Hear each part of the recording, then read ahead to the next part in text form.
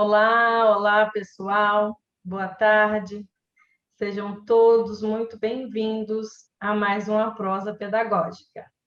Eu sou a professora Maria Rita, faço parte do Etapa Público, do Sistema Etapa Público, sou consultora pedagógica e hoje, nesse nosso terceiro dia de encontro, nessa nossa terceira prosa pedagógica sobre metodologias ativas, nós iremos aqui debater, apresentar para vocês aqui relatos de casos e também de ferramentas para nós podermos ampliar esse conhecimento sobre as metodologias ativas, tá? E, além disso, iremos discutir também, falarmos aqui sobre algumas tecnologias que são acessíveis para melhor aí podermos dinamizar as aulas, vamos dizer, tanto as aulas remotas ou, posteriormente, aí, a própria sala de aula. E na prosa de hoje, nós também iremos tratar de um assunto que é extremamente relevante, que deixa aí os professores de cabelo em pé, alguns educadores, que é o papel da avaliação no aprendizado desses alunos e de maneira a atender aí aos direcionamentos da BNCC.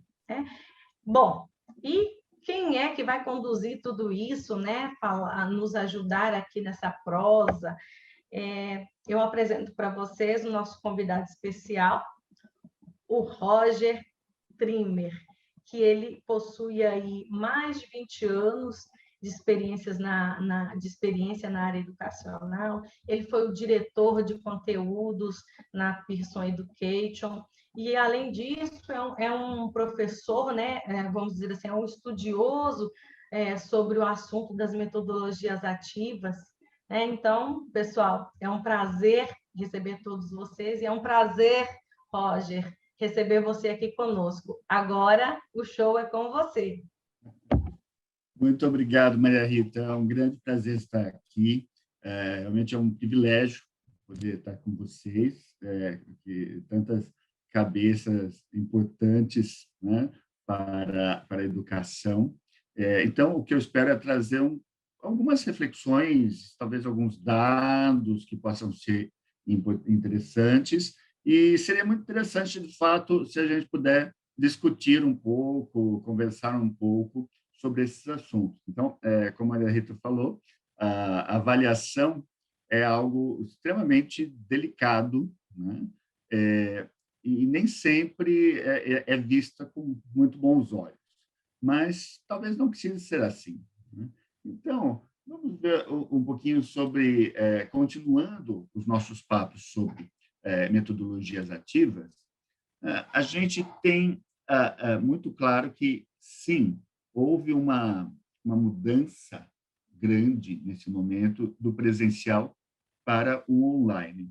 Isso não são metodologias ativas, isso é basicamente uma emergência que a gente teve e a gente aprendeu a usar a tecnologia. Agora, a tecnologia, ela de fato nos ajuda e muito no momento em que nós resolvemos aplicar metodologias mais avançadas, metodologias novas, e nesse momento a tecnologia permite que a gente leve os alunos mais longe, até porque hoje basta você ter um celular, e às vezes você pega a carona na internet da escola, para você conseguir informação do mundo todo. Então, a gente também tem que saber usar isso a nosso favor, como professores. Então, nesse momento do presencial para o online, a gente já percebeu algumas perdas. A gente sabe que a presença dos alunos, a presença, principalmente entre eles, às vezes o professor, eles até ficam sem, mas sem os colegas é difícil. Mas eu acho que isso é verdade na medida em que a gente aprende muito com os colegas. né? Acho que eu comentei já na outra conversa sobre a importância de a gente discutir um assunto, de a gente aprender com os outros, né? Mesclar os conhecimentos dentro de um grupo. Então, de fato, o online, a princípio, se tornou um fator prejudicial. Porém, à medida que nós vamos nos acostumando a usá-los, a gente vai vendo que existem outras ferramentas para utilizar, mesmo que a gente ainda fique algum tempo trabalhando à distância, a gente vai conseguir utilizar novos recursos e trazer de volta um pouco desse relacionamento. Então, por exemplo, algumas das ferramentas que hoje são utilizadas para as aulas digitais, como essa aqui que a gente está usando, já permitem você criar grupos de trabalho. Então, você pode dividir a sua turma para que fiquem 5 alunos tratando de um assunto, 5 alunos tratando de outro, e assim por diante. Depois você junta. Então, você já consegue desenvolver outras dinâmicas dentro da sala de aula. Então, aí a tecnologia vai nos ajudando a aplicar aquilo que a gente está buscando aprender nas metodologias. Quando a situação se normalizar, né, e nós pudermos estar junto com os nossos professores, junto com os nossos alunos, aí o aprendizado do uso da tecnologia ele não vai desaparecer. Então, nós, de fato, vamos ter o benefício da presença, mas, ao mesmo tempo, uma série de recursos para educação à distância, vamos chamar assim, que vão nos ajudar a ajudar os alunos a terem um resultado muito melhor do que o que costumava ser. Então, eu acredito muito nisso, de fato. Eu acho que os professores estão, hoje, plenamente preparados para começar a experimentar essas novas maneiras de trabalhar. Então, nós, nossa primeira conversa, eu falei um pouco sobre, de modo geral, o que estava acontecendo com a área educacional, né, as mudanças que estão acontecendo. Aí, depois, na segunda conversa, entrei um pouco mais nas metodologias mesmo, como elas podem ser utilizadas em sala de aula. Então, agora vamos ver o que a gente pode usar a mais para, de fato, trabalhar à distância ou ajudar os nossos alunos a trabalharem à distância, né? Então, uma delas, de fato, são os ambientes virtuais, né? Os ambientes virtuais, todos aqueles que nós temos à nossa disposição, eles são, de fato, a nossa ferramenta para se comunicar e estabelecer ou reestabelecer a memória. Ela funciona de uma maneira muito engraçada. Então, se a gente pegar conceitos dos pedagogos até não muito antigos, Ausubel, por exemplo, eles teorizam que você precisa trabalhar com algo que a pessoa já saiba, né, para trazer mais conhecimento, né? Então, você trabalha com aquilo que o aluno sabe e que está firmemente estabelecido na memória dele, e é interessante, mesmo que seja errado, né? Então, digamos que o aluno, sei lá, ele ache que a Terra é plana, né? Hoje tem muita gente que acredita nisso, mas digamos que ele ache que isso é verdade. Você constrói a partir daí, né? Então, mas veja, então vamos entender como é que funciona o sistema solar. E assim, você vai trabalhando com aquilo que o aluno sabe ou pensa que sabe para trazer conhecimento, para que ele leve conhecimentos para a sua memória permanente, né? A outra maneira de fazer com que o aluno leve conhecimento para a memória permanente é o relacionamento, é o afeto, né? Afeto pelo quê?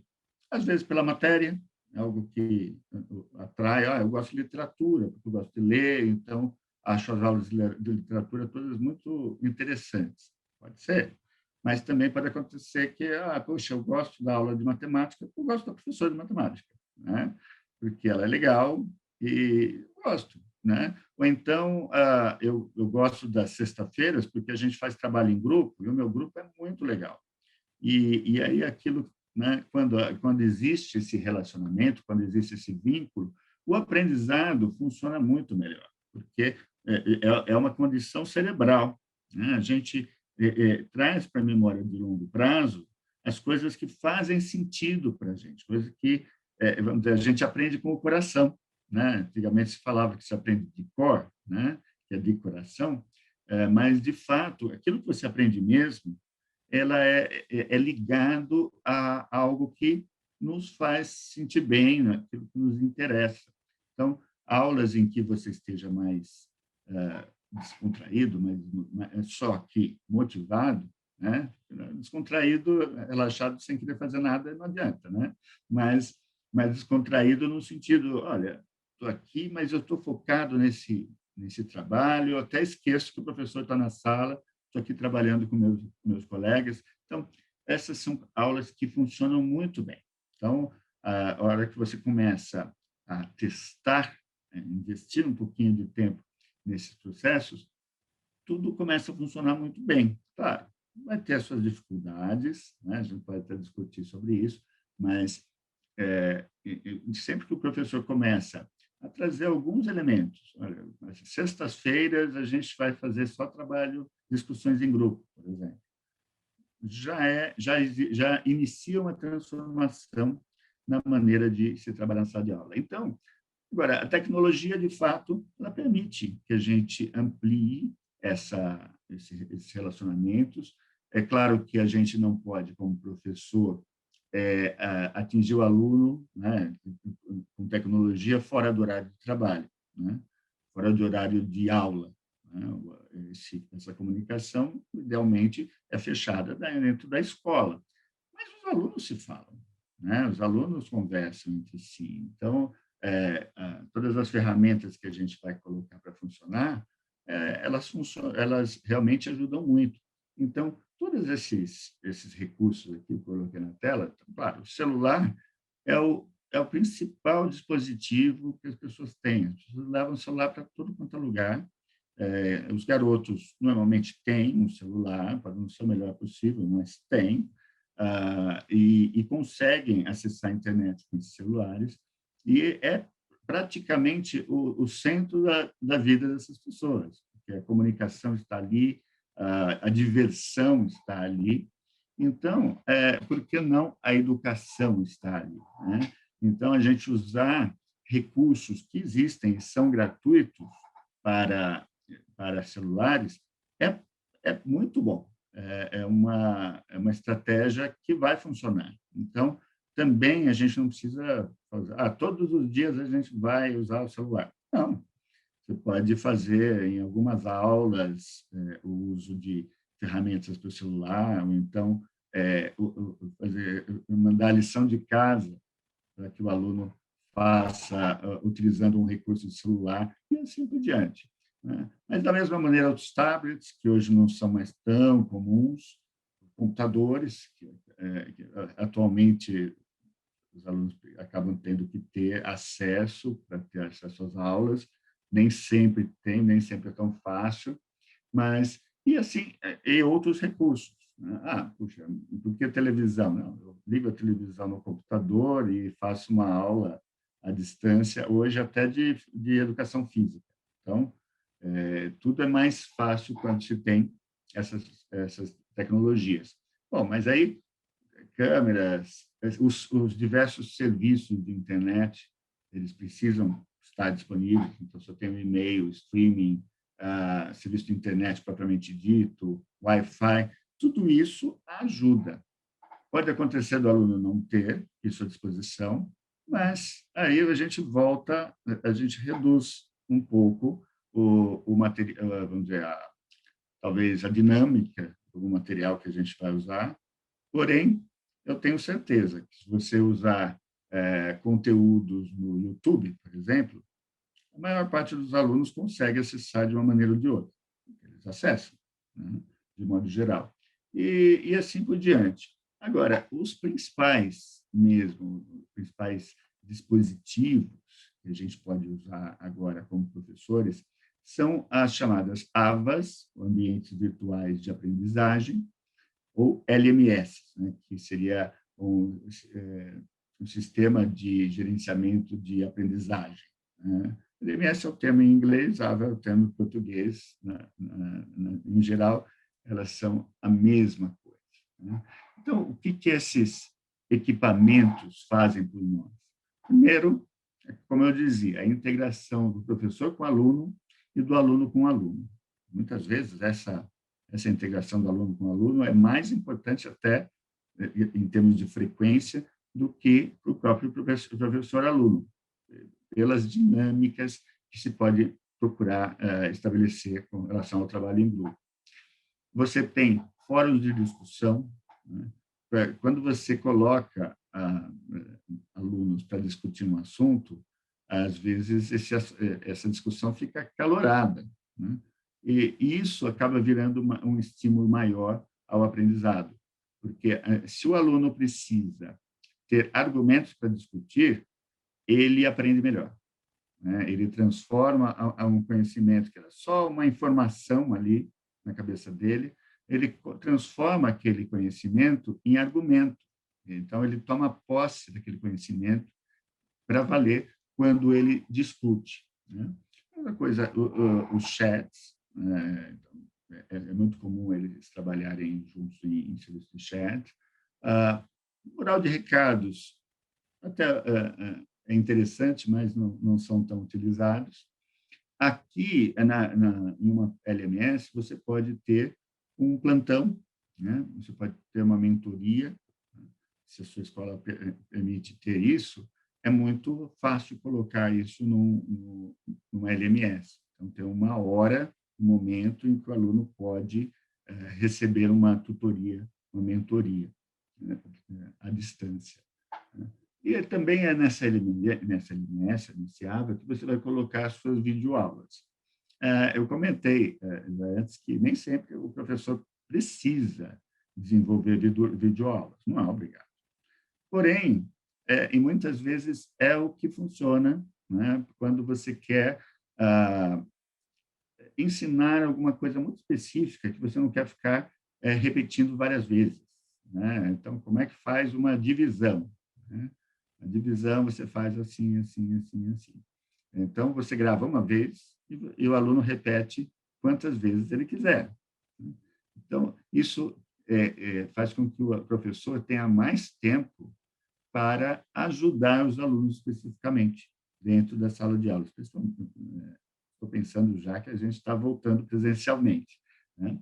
Então, dentro da sala de aula, você consegue dar mais atenção para os seus alunos. Outra, da mesma maneira, transmissões como essas, webconferências, aulas à distância. É interessante, não sei se todos vocês vão concordar, mas eu gosto mais de dar aula assim, né, à distância, porque eu vejo o rosto de cada um, né? Na classe, não dá para ver todo mundo, né? Às vezes a classe é meio grande, né? Então, é claro, tem todo o nosso gestual, tem toda a nossa presença dentro de uma sala de aula, que faz uma super diferença, mas, às vezes, eu acho que quando a gente está dando aula à distância, num webinar como esse, você está falando diretamente para cada pessoa, porque eu estou vendo o rosto de cada pessoa que está com a câmera aberta. Então, eu não sei se vocês vão concordar, mas para mim faz uma diferença bastante grande, é uma experiência legal. Outra coisa muito interessante que se pode utilizar nessas ferramentas é alguma maneira de gamificação. Gamificação, ela vem de games, né? E games vem de jogos. Uma professora me perguntou essa semana se os jogos que se fazem na escola, como como é que chama quando a gente pede para eles fazerem uma gincana, né? Uma gincana em que os alunos têm que fazer uma série de coisas e tem para ver quem é que ganha, quem consegue mais, quem consegue menos. Isso seria uma gamificação, né, já antes de existir a palavra gamificação. Aí o que a gente estava discutindo nessa conversa é que o lúdico, né? O lúdico também vem de jogar, essa palavra, lúdico. Quando a gente usa o lúdico dentro da sala de aula, ou seja, a gente convida o aluno para brincar, para jogar, né? Também é um momento em que o aluno acaba aprendendo mais, né? Porque, veja, a criança, quando ela brinca, ela está imitando os adultos, né, às vezes. Então, ela está brincando de cozinhar, ela está brincando de casinha, mas não é só uma imitação, é uma maneira de aprender como vai ser o mundo adulto, né? Então, quando a gente propõe para os alunos um jogo, né, que simule um trabalho, como é que funciona, como é que trabalha alguém que fabrica vidro, né? Às vezes a gente não tem um laboratório para mostrar isso, mas você pode brincar em relação a isso. Você pode mostrar um vídeo e apresentar alguns mundos diferentes para que os alunos possam justamente se imaginar e, com isso, né, ter perspectivas maiores, crescer como indivíduos. Por quê? Porque eles brincaram de aprender e acabam aprendendo. A questão de relatórios também. Quando a gente trabalha com LMS, com AVA, e a gente vai aprofundando, vai aprendendo um pouco mais como usar, você vai começar a receber relatórios, a extrair relatórios daquilo que os seus alunos estão fazendo. E é muito interessante quando você tem acesso quantitativo, né, ao que os seus alunos estão fazendo. Quantitativo nesse sentido. Eles leram, esse aluno leu 6 páginas do material que tinha 30, né? E ele fez 2 exercícios de uma lista que tinha 10. Não está bom, né? Esse aluno está desmotivado. Então, deixa eu trabalhar com esse aluno, né? Pode ser um aluno que não estava dando trabalho, mas é um aluno que ia provavelmente fracassar em algum momento. Então, a gente consegue perceber, por esse aspecto quantitativo, que aluno que vai ter problema, que vai ter dificuldades. Ao mesmo tempo que a gente também sabe quais alunos estão fazendo, já fizeram tudo e, por isso, estão perturbando a classe, porque já não tem mais o que fazer. E, às vezes, também a gente consegue dar um desafio novo para esses alunos. Então, por isso, essas AVAs são tão importantes. E aí a gente consegue também fazer pesquisas, levantamentos, saber o que alunos da escola toda estão pensando em relação a um determinado assunto. Aí é claro que a direção da escola que vai querer saber e pode realmente obter essas informações de todos os alunos. Isso ajuda bastante, em alguns casos envolvendo até os próprios pais. Então, tudo isso são coisas que podem ser feitas utilizando um AVA, uma LMS. Então, no fundo, o LMS é como esse gráfico que eu estou mostrando aqui. Vamos chamar de como se fosse um disco rígido, né? Um repositório de conteúdo, né? E desse repositório você vai pendurando, né, os diversos elementos da educação. O professor está ligado ali, ele está controlando o que acontece com os seus alunos, o que vai para os seus alunos. E o aluno, ele tem a partir dali alguns momentos, alguns elementos do ensino. Então, se o professor coloca ali conteúdos para ele ver, vídeos, etc., ele obtém a partir dali, assim como ele pode ter um contato com um tutor, no caso de uma educação à distância. Né? A educação à distância ela é bem possível que na volta dessa pandemia toda, que a gente tenha muito mais esse ensino híbrido, né?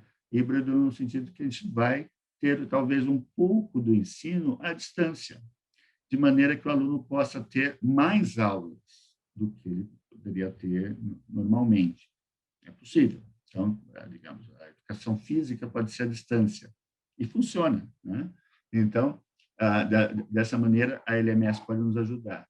Aí também a gente vai colocar, quando a gente tem acesso a isso, e-books, né? Os livros eletrônicos, bibliotecas virtuais que a gente possa ter acesso, os diversos materiais online, e aí a gente vai ter acesso a todos os dispositivos que o aluno utiliza, todos eles vão também poder se comunicar com essa LMS. Então, ele vai se comunicar via computadores, tablets, etc.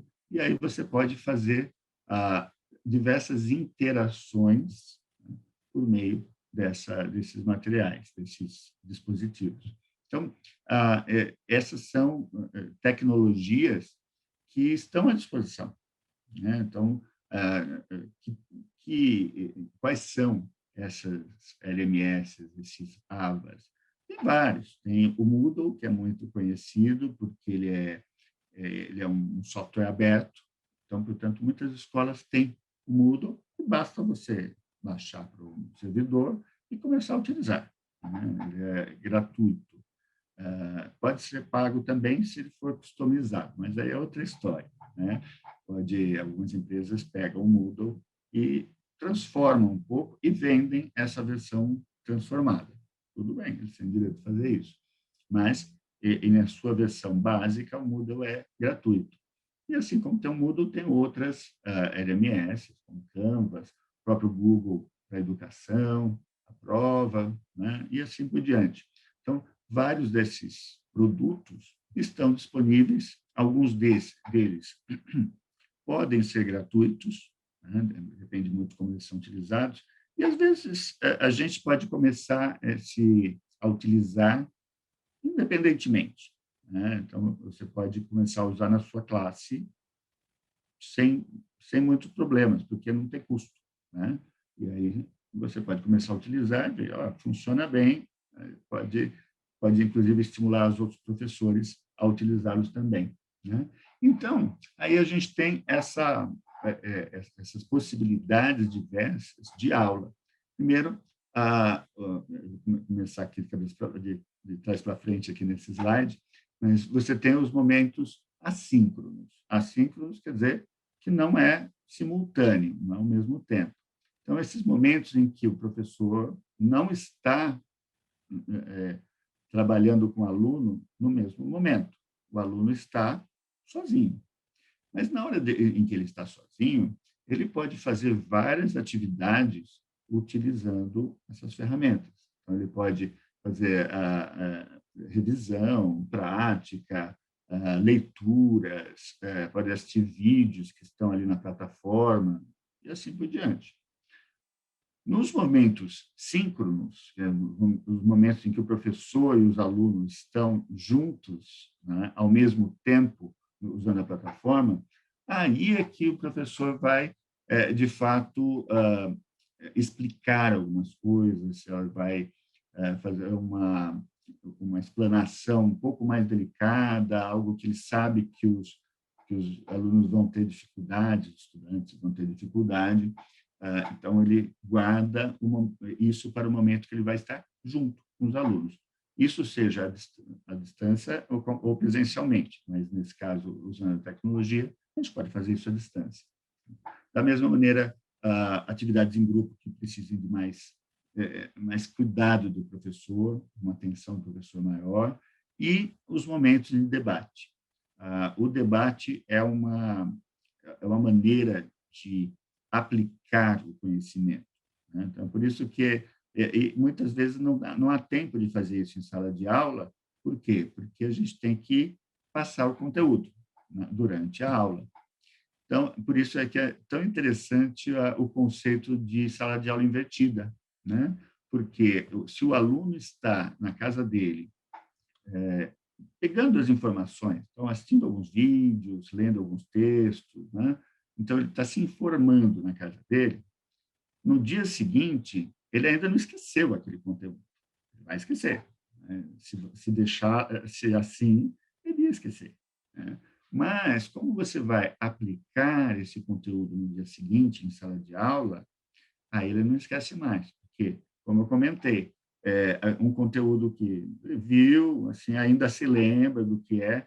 A hora que ele chega na sala de aula e tem uma discussão sobre esse conteúdo, ele vai, se ele já estava esquecendo, ele vai lembrar, né?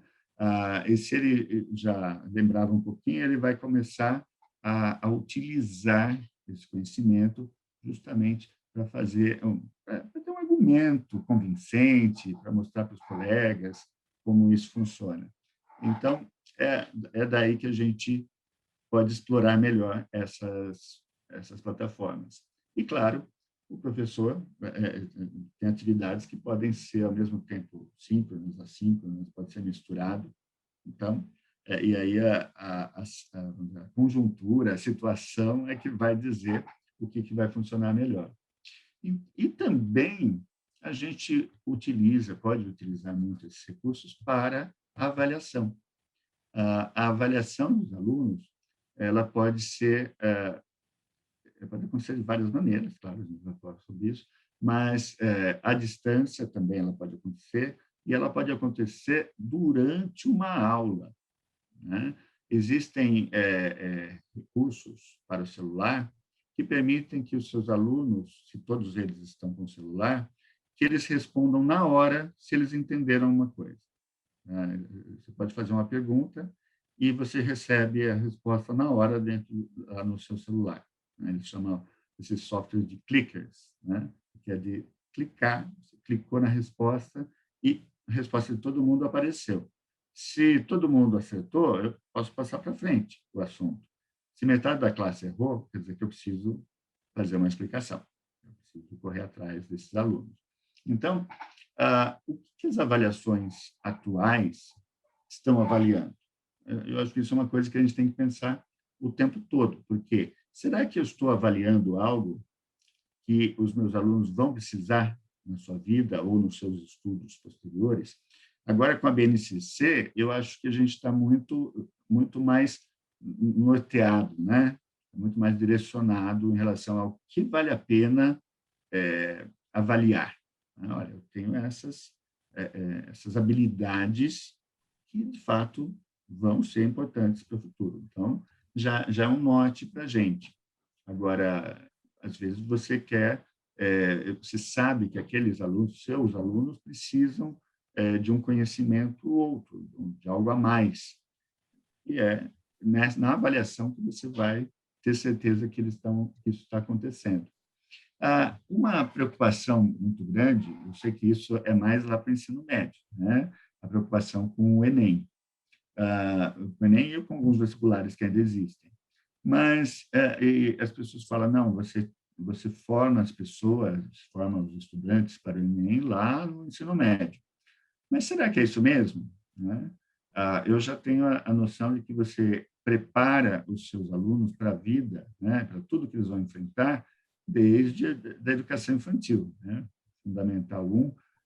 Então, e o que eu quero dizer aqui não é que a gente vai começar a dar questões do tipo Enem para crianças menores. Pelo contrário, no momento que a gente ensina nossos alunos a aprender, né, a aprender de uma maneira mais integral, fazendo essas discussões, fazendo projetos, né, quando eles chegarem lá na frente e tiverem que enfrentar essa questão do vestibular ou do Enem, eles vão estar muito mais preparados para isso.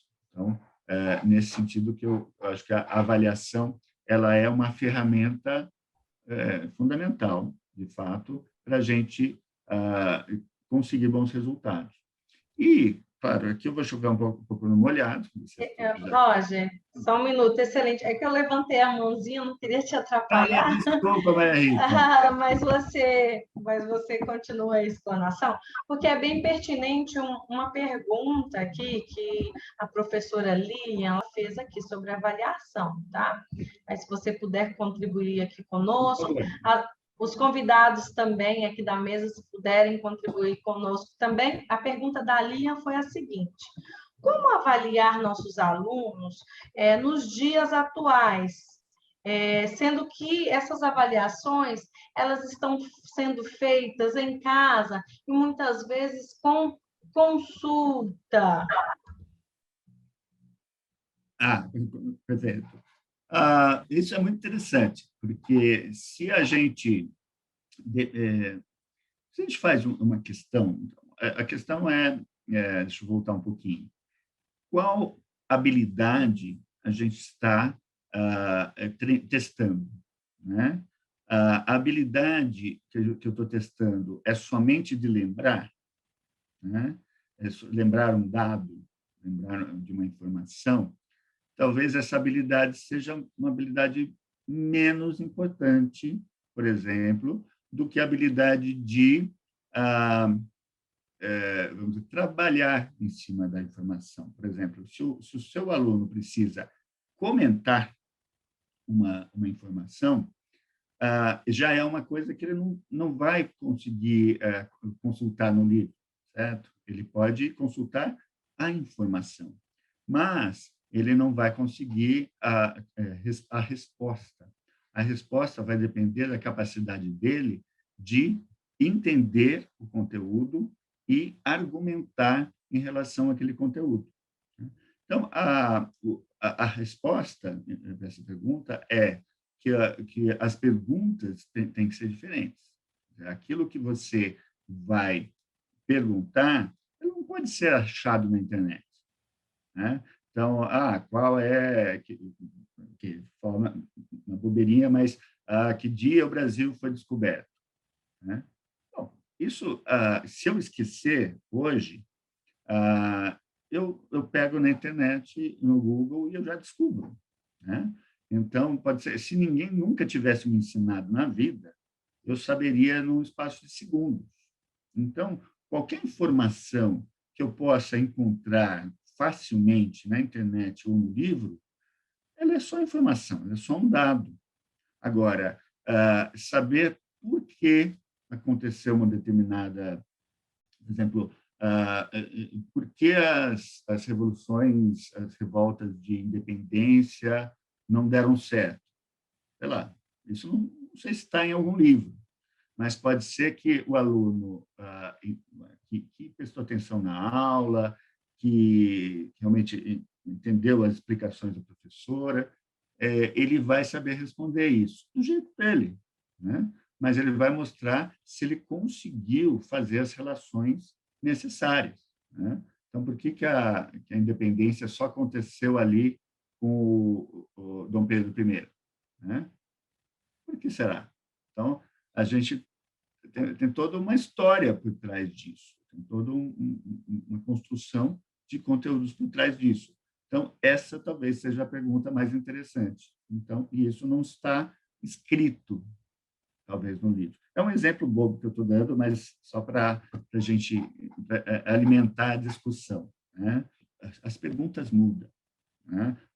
Aquilo que a gente quer saber precisa mudar, né? Porque hoje o estudante ele tem mais capacidade de ter informações atualizadas do que a gente, do que a professora. Porque eles têm mais tempo, né? Em geral, eles têm mais tempo de ficar procurando. O professor está falando da revolta de Canudos. Aí ele já começa a olhar embaixo da mesa, no celular dele. Isso acontece em muitas classes. A professora Lília ainda não respondeu, mas a Maria de Fátima falou que gostou da resposta que você explanou bem. Tá bom, obrigado. Então, a ideia é essa. A avaliação ela é um processo, né? Eu me lembro que, pelo menos na minha época, era muito comum alguns professores que eram tidos como professores muito bons, e esses professores muito orgulhosamente falavam: na minha matéria ninguém passa de primeira na minha matéria, que eu faço provas muito difíceis. Aí, hoje em dia, faz mais sentido isso, né? Porque se você faz uma prova e os seus alunos vão mal, o problema não é dos alunos, é seu, né? Porque você não ajudou os alunos a desenvolverem conhecimento que eles precisam ter, né? Então, minha prova é difícil mesmo. Ué, mas e as suas aulas prepararam para essas provas difíceis? Então, a gente tem que levar isso em consideração. que a avaliação ela não é mais aquilo que era antes, né?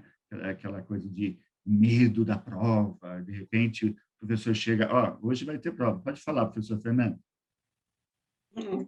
Olá, já boa noite, né? Tudo bem, Roger? Essa fala aí eu sempre tive com os professores, né? Ainda tenho, né? Porque, por exemplo, se eu tenho 30 alunos na minha sala e 25 foram mal, quer dizer, não é o aluno, né? De repente, a minha didática, a minha proposta, o que eu formulei ali na avaliação é que não está, né? Não está adequada, não está dentro, né? Do que eu estou esperando do aluno. De repente, eu faço uma avaliação muito difícil, né? Como você disse, e todos vão mal, quer dizer que eu sou boa professora, ou de repente eu sou má professora, né? Fica aquela incógnita ali, né? Então, realmente, é isso mesmo. Eu acho, professora, que nem é necessariamente, nem se pode falar, eu sou má professora, né? Às vezes é uma questão de que o aluno mudou muito, né? Hoje você não pode esperar o mesmo tipo de respeito e atenção que se tinha antigamente, quando, né, de certa maneira, eu lembro de ficar quieto por medo, né? Então, prestava atenção por medo de, né, meu pai ver o meu boletim e o boletim não está, né, do agrado dele. Hoje, não. Até mesmo, Roger, como a professora Cláudia, ela comentou aqui, contribuiu aqui conosco, o que acontecia, né, antigamente? Não, e eu nem digo tão antigamente, isso ainda acontece, dependendo aí do professor. Muitas vezes aqui, a avaliação, ela é vista pelo professor como um ato de punição, né? Ah, agora você vai ver só na avaliação. Então, assim, a Cláudia acabou contribuindo aqui conosco. Há muitos anos, as avaliações eram vistas como punição. Não, é isso mesmo. E essa coisa, hoje vocês estão muito chatos, eu vou dar uma prova para vocês. Não, realmente não faz muito sentido. Os alunos ainda têm esse medo das provas, mas se a gente trata as provas de uma maneira diferente, vai ficar mais fácil. Então, é só, como eu dizia, é um pouco chover molhado, que eu sei que vocês trabalham com isso o tempo todo, mas só para lembrar, a gente tem 4 tipos de avaliação, né? Primeiro, uma que a gente fez agora, ano passado, foi muito necessário fazer, esse começo de ano, também é muito necessário fazer, foi a avaliação diagnóstica. De fato, a gente não sabia o quanto que os nossos alunos tinham perdido em termos de conhecimento, né, com esse problema todo de pandemia. Então, esse é um momento em que a avaliação diagnóstica é fundamental. Quer dizer, eu quero saber como é que meus alunos estão para eu poder planejar o que eu vou fazer com eles, né? Então, se eles estão atrasados com matéria do ano passado, eu vou ter que fazer uma revisão, né? Senão eles não vão entender nada da matéria desse ano. Então, isso já é uma coisa que nem sempre era tão necessária, visto como necessária. Esse é um momento que essa avaliação foi fundamental. Mas uma avaliação muito interessante, a avaliação formativa, né? Que é a avaliação que a gente vai fazendo ao longo do tempo, né? E ela é mais para o aluno saber onde está, né? Para ele sentir que está evoluindo, do que para dar nota, né? Embora elas valham nota, em muitos casos, mas são avaliações que eu faço antes do final do bimestre, do final do trimestre. Eu vou fazer uma avaliação para ver onde é que eu tenho que focar mais. Olha, a maioria não está sabendo fazer uma análise sintática, então, ok, preciso dar uma reforçada nisso antes de chegar à prova final. Mas eu acho muito interessante a avaliação por comparativa. A comparativa, às vezes, você faz no mesmo dia, né? Então, olha, começamos a aula, ninguém sabe nada sobre trigonometria, né? Porque a gente vai dar a primeira vez agora. Tá, então, legal, ninguém sabe nada. Vamos ver até o final da aula o que eles estão sabendo, né? Então, você compara, né? Do 0 ao 10, né? Então, chegamos ao 10, amanhã a gente começa com com 11, 12 e assim por diante. Para o professor também saber ir dosando o que está fazendo, né? Como é que vai caminhando. E, claro, no final, porque a gente não pode fugir da somativa no final, né? Que aí é realmente quando o aluno vai ser avaliado pelo próprio sistema, né? Então, a escola precisa saber se os alunos estão indo bem, de modo geral. Então, essa talvez seja a avaliação que o professor é obrigado a fazer. Todas as outras são avaliações que o professor pode usar como ferramenta mesmo para o seu trabalho.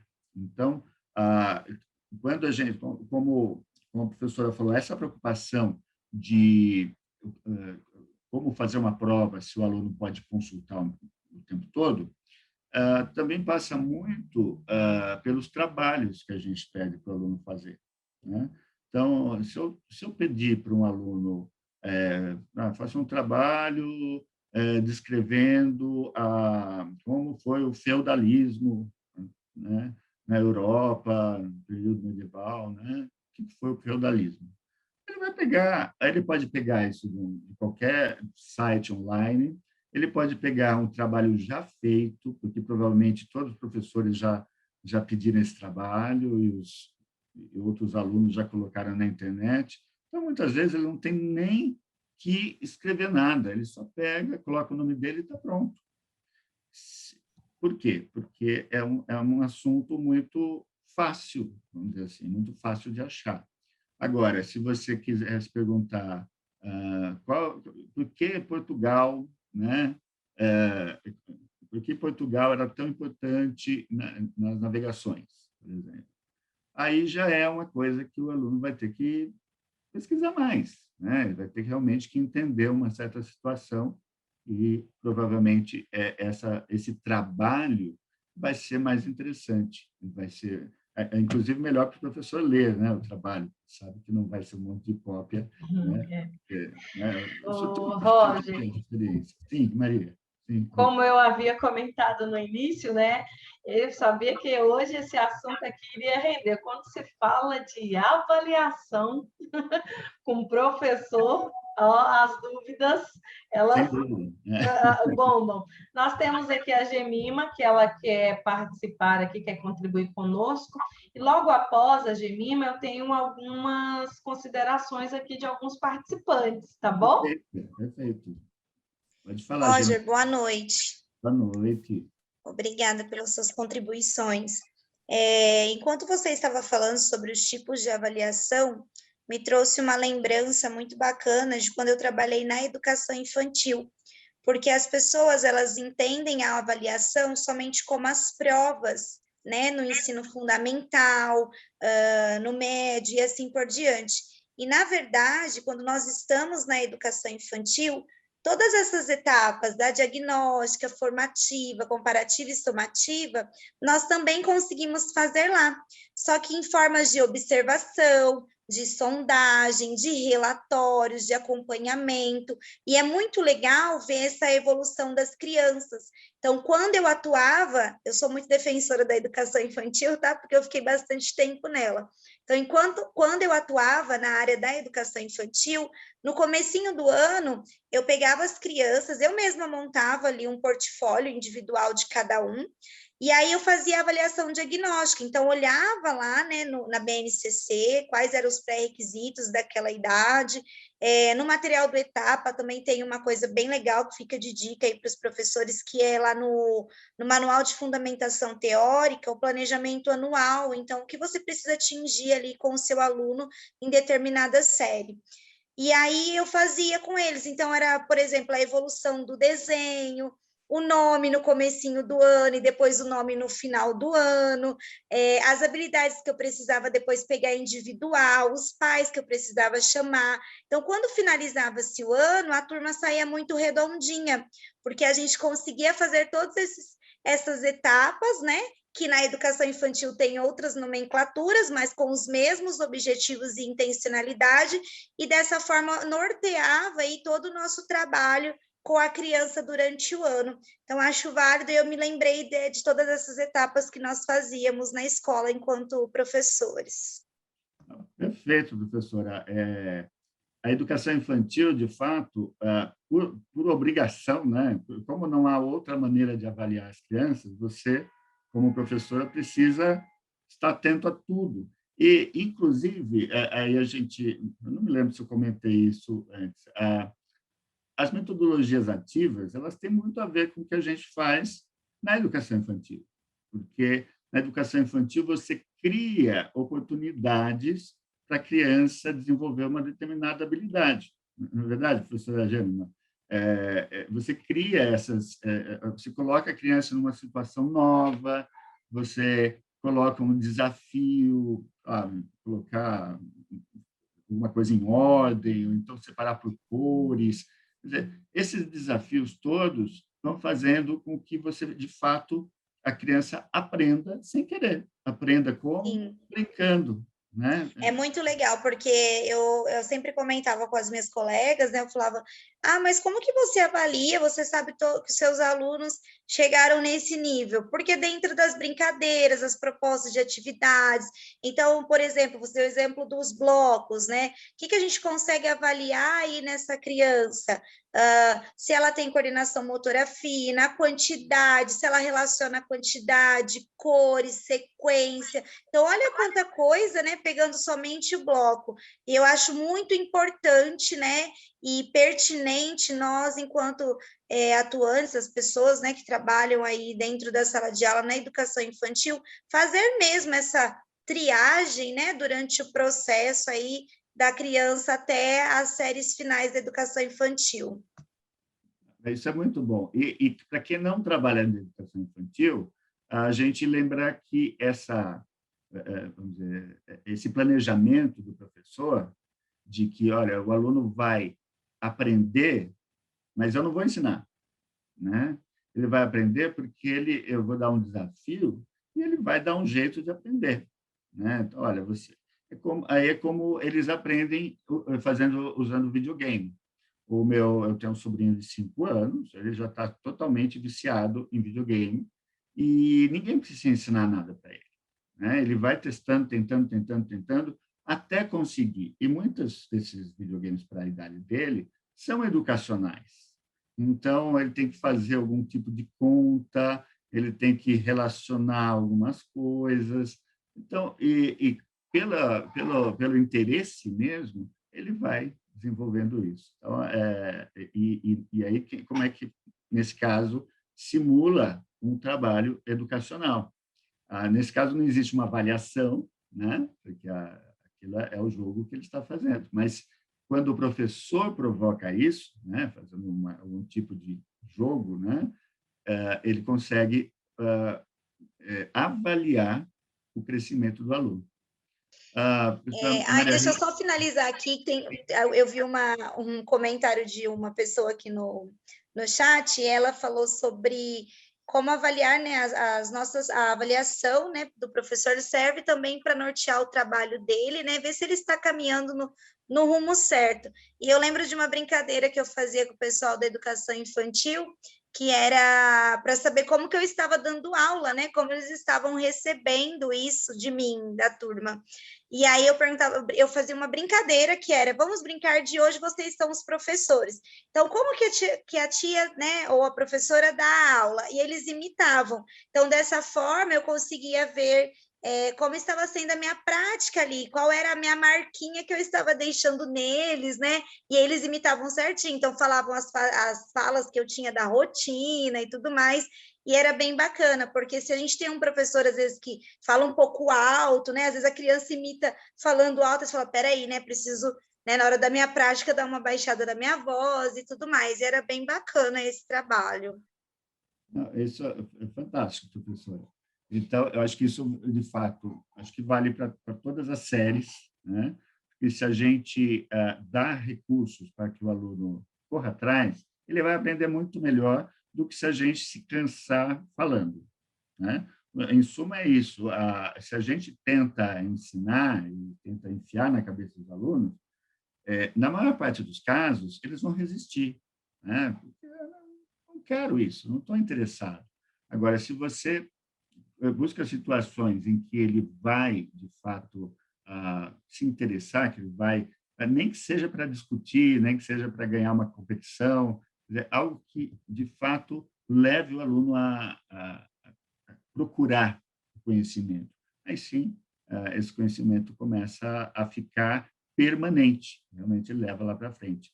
Professor Maria Rita, parece que tinha mais observações, não tinha? Sim, Agora o sim. chat, as coisas. Exatamente. A Desirê, ela perguntou assim: qual outra maneira de avaliar o aluno sem a avaliação? Ou seja, eu creio que ela deve ter dito o instrumento prova, né? Aí. As avaliações poderiam estar inseridas no cotidiano do aluno? Eu vou pular para uma dos meus últimos slides aqui. Deixa eu só dar aqui, que eu acho que eu mudei a ferramenta. Vamos ver. Aqui. Então, isso aqui é uma pesquisa feita por uma empresa sobre tipos de avaliação que você pode usar para qualquer tipo de curso. Então, por exemplo, uma discussão pode ser uma avaliação muito melhor que uma prova. Então, digamos, uma avaliação de história, né? Você colocar os seus alunos para discutir o tema vai mostrar muito melhor se eles entenderam do que se eles estivessem fazendo uma prova, por exemplo, de múltipla escolha. Inclusive, ele pode chutar, né? Então, de fato, e vai ser muito mais fácil de corrigir do que uma prova discursiva, né? Realmente, prova discursiva não dá para falsear muito. Porém, acaba sendo uma avaliação muito mais prazerosa e mais uma avaliação em que o aluno vai aprender também, né? Porque, assim, se ele não sabia, ele vai sair sabendo, né? Se ele estava sabendo mais ou menos, o suficiente para acertar numa provinha, a hora que ele sai de uma discussão, ele vai estar muito melhor. Outro exemplo, por exemplo, você coloca como projeto para a classe fazer um jogo de cartas de jogar, né? Hoje tem muito RPG, né? Esses jogos de role-playing, né? Que se chama. Muitos alunos gostam. Então, falaram, vamos fazer o seu próprio jogo, né? Só que você vai trabalhar com os personagens da história, né? Então, vamos fazer o jogo da República, né?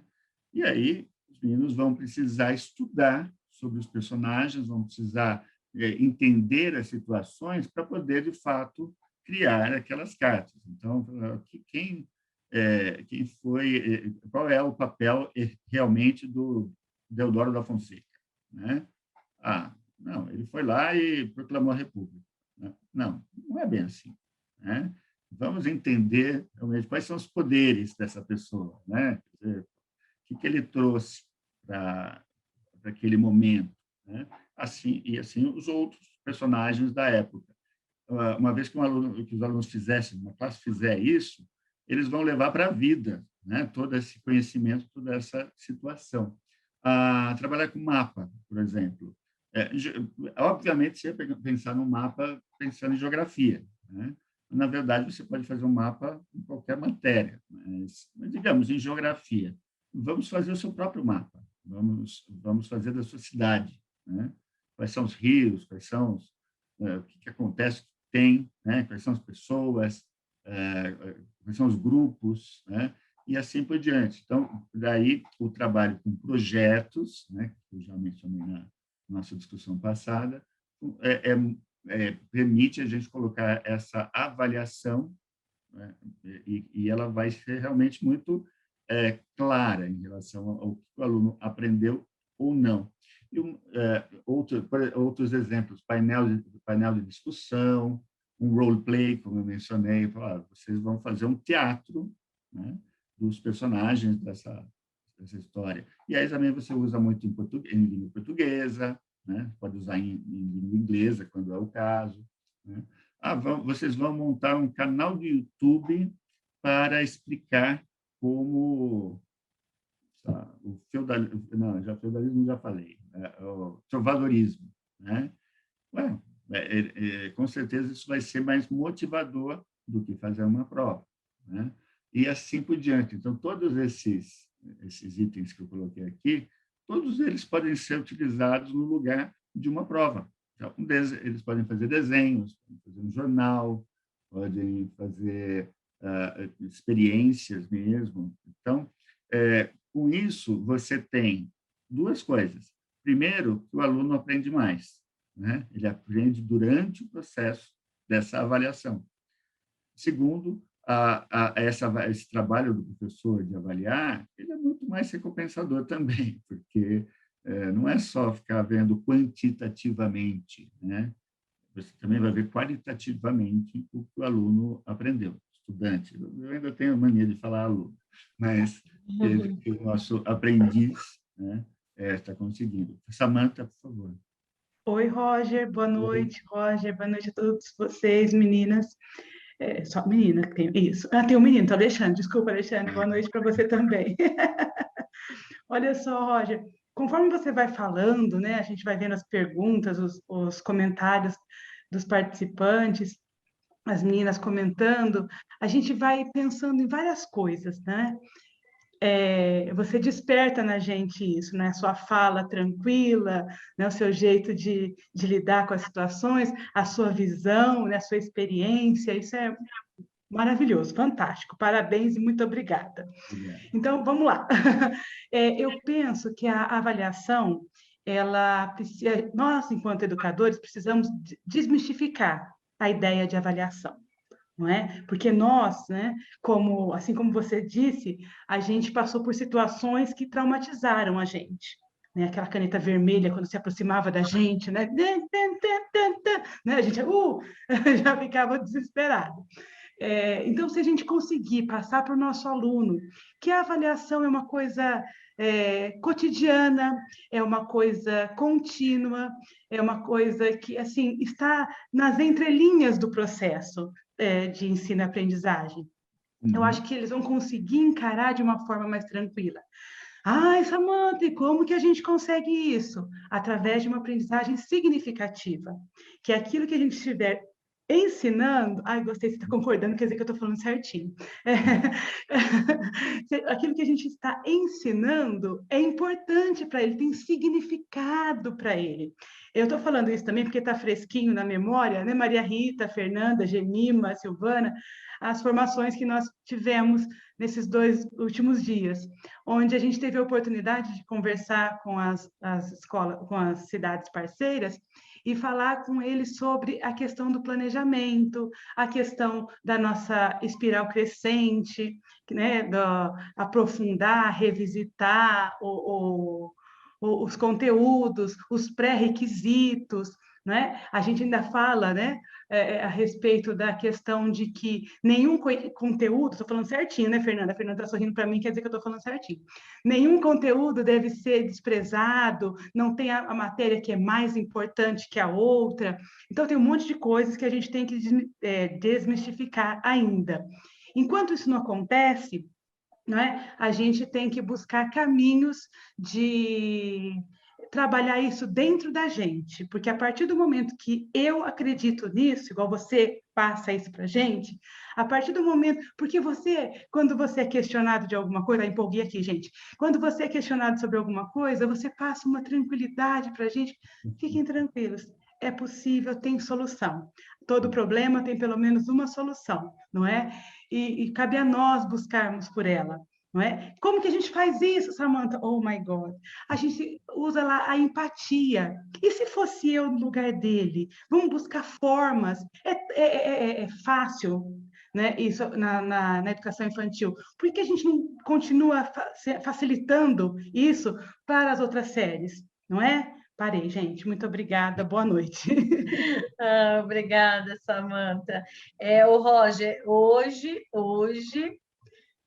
nós estamos assim bombando aqui nas participações, tá? A palavra é essa mesmo. Nós temos aqui, por exemplo, a Nalva Aparecida. Se você quiser ativar aí o seu som e colaborar aqui com a nossa mesa, fica à vontade. Eu achei muito interessante a fala sobre avaliação, porque quando eu estudava, eu tive dificuldades e eu fui questionar com o professor. O professor falou para mim assim, é porque sua cabeça é de vento, por isso que você não está assimilando o conteúdo. Então, a gente tem que colocar realmente no lugar do outro, porque cada pessoa é única, cada pessoa aprende de uma forma, então a gente tem que respeitar as diferenças. Sim, sim. Não, essa questão de que cada pessoa, de fato, a gente tem, antigamente, eu vou dizer que antigamente, porque a gente nunca quer admitir que ainda existe, né? Fala, esse aluno é burro, né? Esse aluno não quer saber de nada. E, sabe, era muito comum, na minha época era muito comum. E, assim, existem, de fato, crianças, adultos, que aprendem de maneira diferente, né? E que, de fato, podem ter um ótimo desempenho se aquilo que ele, né, a maneira como ele vai expressar o conhecimento puder ser diferente. É como a questão de desenho. Desenhe a sua solução.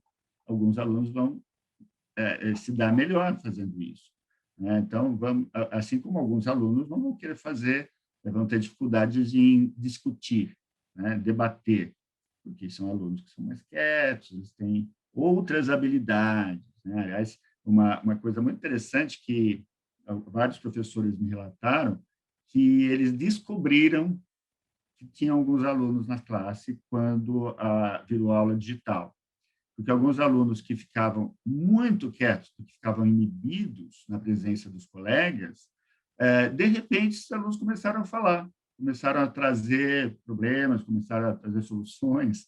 Então, isso é muito interessante. Então, eu acho que a gente tem que também reconhecer o que esse, né, período nos trouxe de novas coisas, de novas possibilidades, né?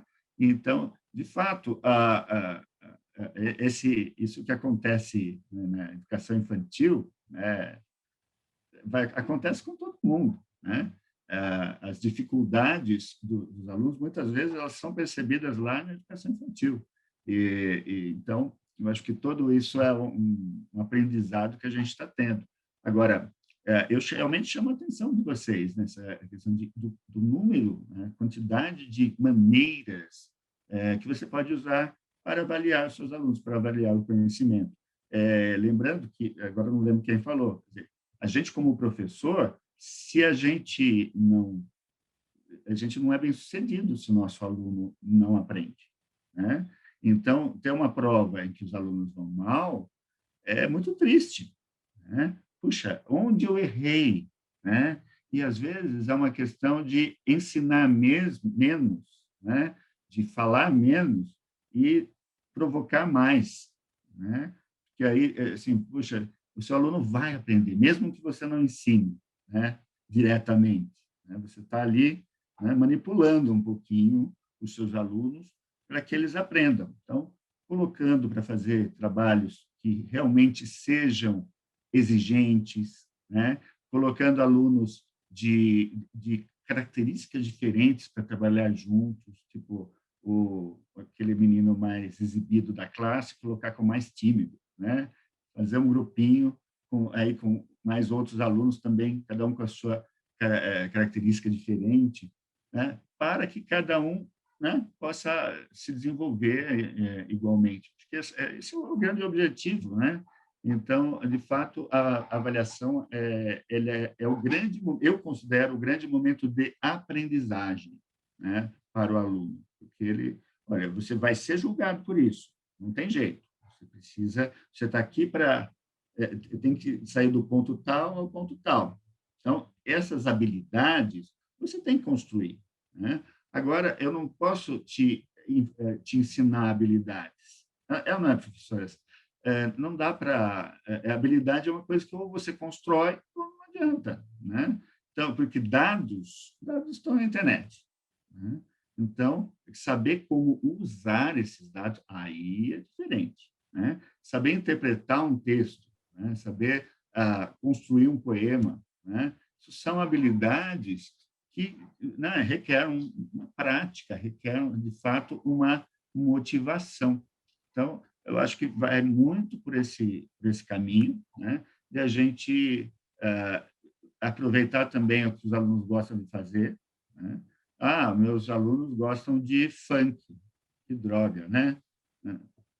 Bom, alguém pode gostar de funk aqui também, mas, digamos que você não goste, mas os alunos gostam. Deixa eles fazerem funk, né? Deixa eles fazerem um baile sobre sei lá, eu sempre lembro de história, né? Mas qualquer matéria serve para isso, né? Para falar isso em forma de funk. Tem um musical muito famoso, agora eu não assisti, mas é um musical histórico, né?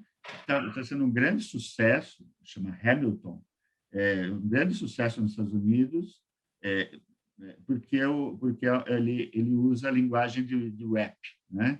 De hip hop, coisa assim. Tá certo, né? Você quer ensinar história, deixa o aluno cantar da maneira que ele quiser, né? Deixa ele fazer, se eles gostam de fazer, sei lá, querem fazer um teatrinho, deixa fazer teatrinho, sabe? Coisas desse tipo, né? O que quer que interesse o seu aluno é aquilo que vai fazer com que ele aprenda, né? Então, vai muito nessa direção.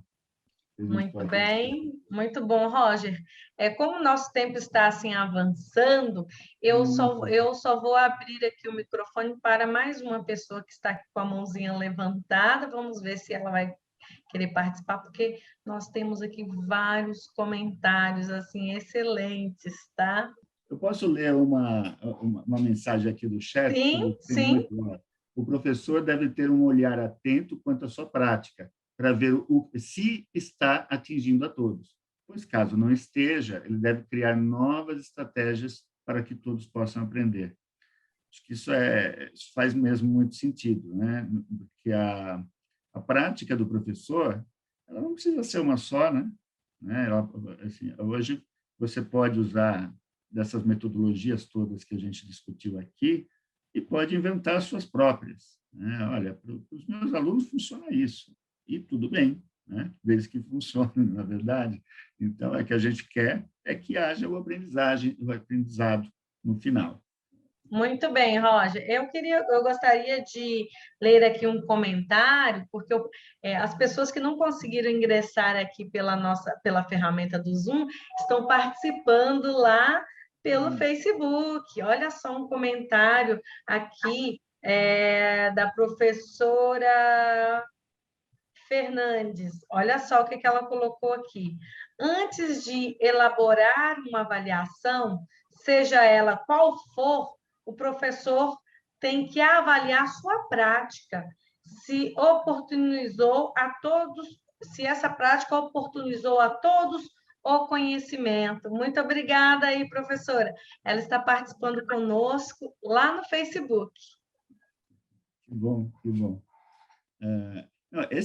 Eu acho que nós, como professores, hoje em dia eu me considero professor, né? Já tenho tantos alunos, tantas aulas já, né? Até antes já fui editor, já fui gestor, já fui um monte de coisa. Hoje eu fico muito feliz de poder me considerar professor.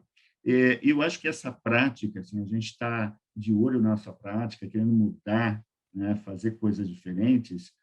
Isso é muito legal, né? E a gente tendo hoje recursos para isso, né? A gente tem ferramentas digitais, é muito bom saber que a gente tem essa possibilidade e a gente também não precisa mais ter esse papel da pessoa que sabe tudo, né? O professor, hoje, ele é um parceiro do aluno, né? Então, se o aluno vier, professor, esse seu dado aí está desatualizado, viu? Né? Na verdade, é isso, aquilo. Hoje, o professor pode falar, obrigado por trazer esse dado, eu não tinha. Isso não interfere nada no respeito que os alunos vão ter pelo professor. O professor ele tem uma vivência, ele tem uma capacidade de ensinar, os alunos não têm, eles não vão conseguir fazer isso sozinhos, né? Mas o professor não precisa ter todos os dados, né? ele pode, sim, ser um parceiro do aluno, o aluno pode trazer suas contribuições e realmente tornar um assunto mais interessante para a sala toda, né? Por essa mudança de atitude, né? Então, eu acho que ser professor hoje é mais legal, é mais divertido, né? Justamente por isso. A gente pode aprender com os nossos alunos também, né? Muito bem, muito bom, Roger. Muito obrigada mesmo. Aqui, não me canso de ler aqui os comentários, tá? Esse tema dessa formação foi excelente. Muitos professores aqui agradecendo, que o assunto de hoje é muito bom. Boa explicação, ótima explicação, parabéns. Então, assim, nós temos aqui vários comentários aqui sobre a sua atuação aqui hoje, tá? Bom, Roger, eu só posso dizer o quê? Eu só posso agradecer aqui em nome de todos do time Etapa, agradecer aqui, deixar aqui o abraço do meu lindo, maravilhoso diretor Guilhermino, que pediu aí para poder deixar aqui o abraço, tá? Deixar aqui registrado o abraço aí para você, agradecer essa parceria, a nossa formação foi excelente, foi, né, desde o do primeiro dia, excelente, excepcional. Eu gostaria muito mesmo de agradecer novamente todos aqui que nos assistiram, que participaram conosco, o pessoal que nos acompanhou aí pelo Facebook. Então, um forte abraço. Mais uma vez, muito obrigada pela brilhante prosa pedagógica. Deixo aí à vontade, a minha gestora Rosana está aqui presente. Pode participar aqui conosco, Rô. Boa noite a todos e a todas, mais uma vez. Encerramos aqui a nossa prosa pedagógica, nosso terceiro encontro com um sucesso total. Roger, mais uma vez, em nome de todo o Grupo Etapa e do nosso diretor Guilhermino, muito obrigada pela parceria. E olha, vendo tantos comentários aqui no chat, eu não posso deixar de convidar o Roger para voltar aqui em uma nova webinar para nos aprofundarmos sobre o assunto avaliação, Roger. Depois vamos pensar em mais um encontro, porque estão pedindo, estão solicitando. Muito obrigada a toda a minha equipe pedagógica, muito obrigada ao Adriano, o Eric, que estão nos bastidores, nos ajudando aqui com toda a parte tecnológica. Obrigada aos municípios parceiros e a todos os municípios convidados que estão aqui presentes hoje, viu? Muito obrigada e um bom final de semana, né? Ainda temos mais 2 dias, mas muito obrigada e até a próxima. Tchau, tchau. Muito obrigada, tá bom, pessoal? Até a próxima. Até logo.